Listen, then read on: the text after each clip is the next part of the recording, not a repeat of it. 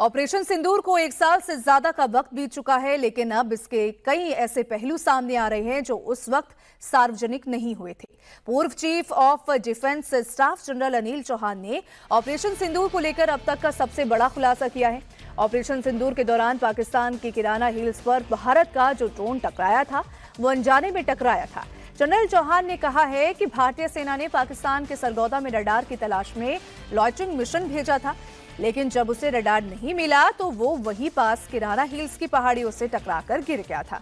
भारत ने टारगेट कर वहां अटैक नहीं किया था। इसके साथ ही जनरल चौहान ने ऑपरेशन सिंदूर के दौरान देश की पॉलिटिकल लीडरशिप से सेना को मिली ऑपरेशनल छूट पर भी बात की है। उन्होंने कहा कि पीएम मोदी ने सेना को अपने तरीके से हमले करने और फैसले लेने की पूरी छूट दी थी। उन्होंने इसके लिए कोई दबाव नहीं बनाया कि हमला कब और कैसे करना है। उन्होंने कहा था कि पूरी प्लानिंग के साथ ऑपरेशन को अंजाम दिया जाए ताकि जीत हमारी हो। जनरल चौहान ने कहा कि पीएम की तरफ से क्लियर डायरेक्शन मिलने से लक्ष्य हासिल करने में भी आसानी हुई है।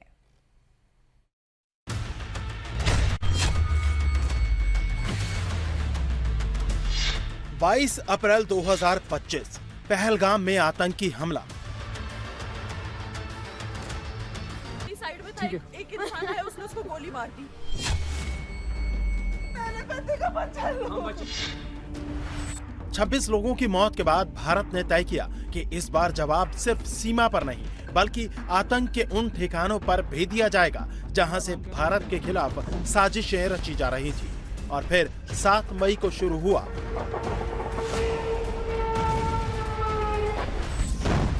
Operation Sindoor.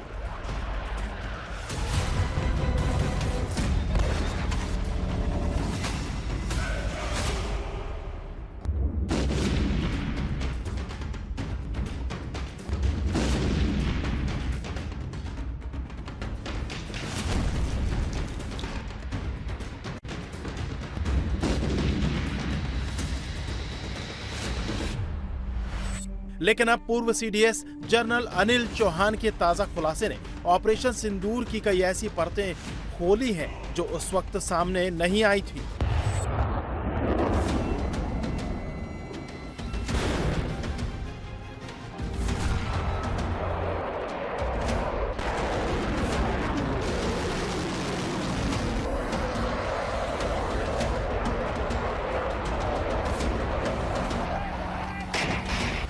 Occasions has been asked whether Kirana Hills were hit or not.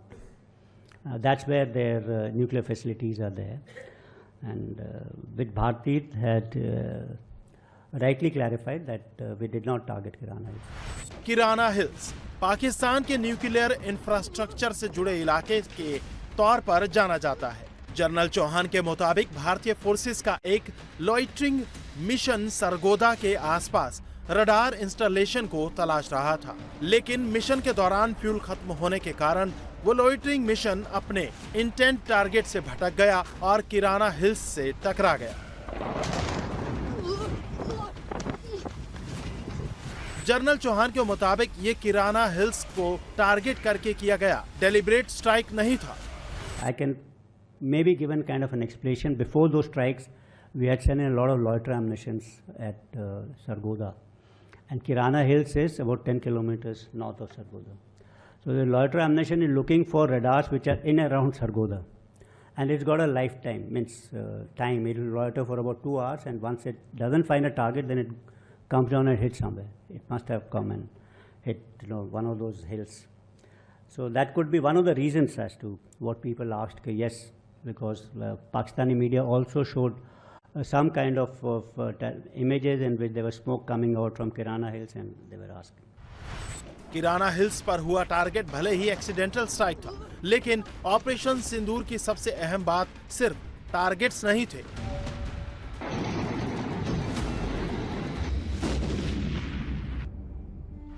यह सवाल भी महत्वपूर्ण था कि राजनीतिक नेतृत्व ने सेना को कितनी फ्रीडम दी थी। सितंबर 2025 में भी जनरल चौहान ने बताया था कि आतंक के बड़े ठिकानों बहावलपुर और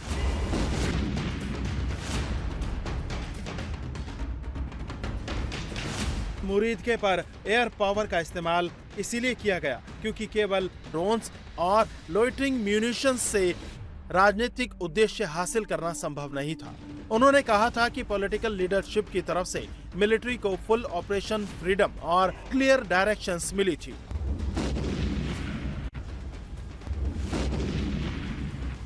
The Prime Minister was only,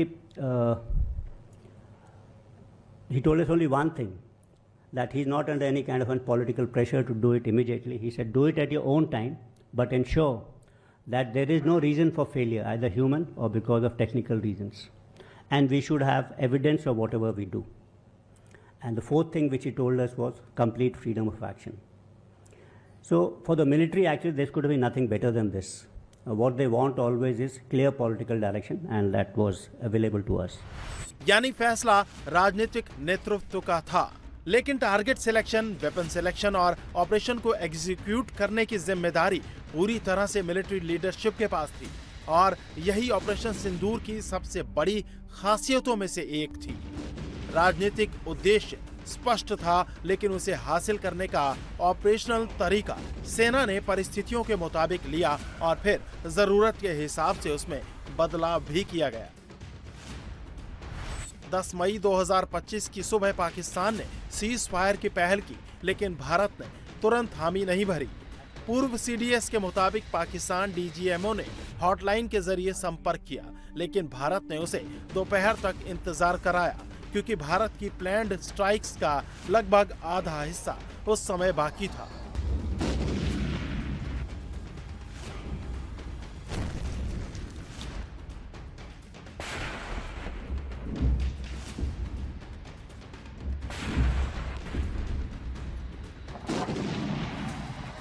Couple of principles which we thought in this escalation matrix, which laid for ourselves, was that the last strike or the winning note will be always delivered by us and not by the Pakistanis. When he said that we will enter a ceasefire at about 5 o'clock, this all happens because you're understanding the battlefield far better than your adversary, and then you can take a decision that, okay, we'll quit because we are now at a winning term. We are at a winning term at 9:30, 10.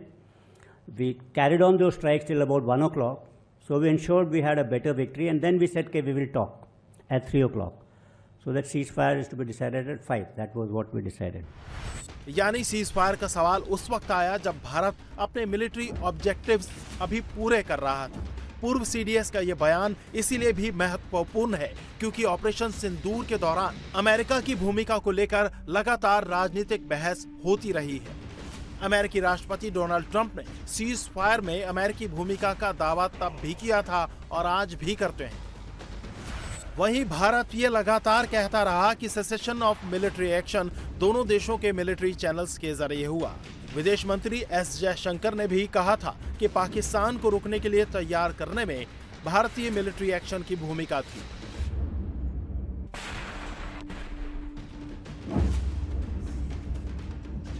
DGMO said he's not available till about 3 o'clock, and then 3 o'clock he said, and then we decided at 5 o'clock. So the ceasefire is decided between two DGMOs.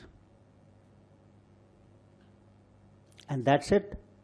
Means I don't see the role of anyone else. How did this particular information get leaked out to the Americans that they tweeted before we could announce this?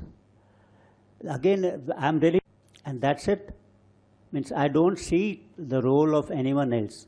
How did this particular information get leaked out to the Americans that they tweeted before we could announce this? Again, I'm really not sure, but it didn't leak out from us. I think that it somehow got leaked out from the other side. That's what I feel. Operation Sindoor के बाद general Anil Chauhan के नाम से America और Donald Trump को लेकर कुछ बेहद विवादित वीडियो सोशल मीडिया पर वायरल हुए थे। हालांकि फैक्ट चेक में इन्हें मैनिपुलेटेड और डीप फेक पाया गया। ऑपरेशन सिंदूर के 1 साल से ज्यादा वक्त के बाद पूर्व सीडीएस के ये खुलासे बताते हैं कि उस 4 दिन के मिलिट्री ऑपरेशन के पीछे सिर्फ मिसाइल और फाइटर जेट्स नहीं थे। हर स्ट्राइक के पीछे पॉलिटिकल ऑब्जेक्टिव था, हर टारगेट के पीछे इंटेलिजेंस थी और हर अगले कदम के पीछे एस्केलेशन को कंट्रोल करने की रणनीति थी। किराना हिल्स का एक्सीडेंटल हिट हो या पाकिस्तान की सीज फायर की पहल, अब सामने आ रही ये जानकारियां ऑपरेशन सिंदूर को समझने के लिए बेहद अहम है। ऑपरेशन सिंदूर ने भारत की मिलिट्री कैपेबिलिटी के साथ साथ उसकी डिसीजन मेकिंग और एस्केलेशन मैनेजमेंट की क्षमता भी दिखाई। और पूर्व सीडीएस के नए खुलासे अब इस ऑपरेशन की उस तस्वीर को सामने ला रहे हैं जो युद्ध के दौरान दुनिया को दिखाई नहीं दी थी।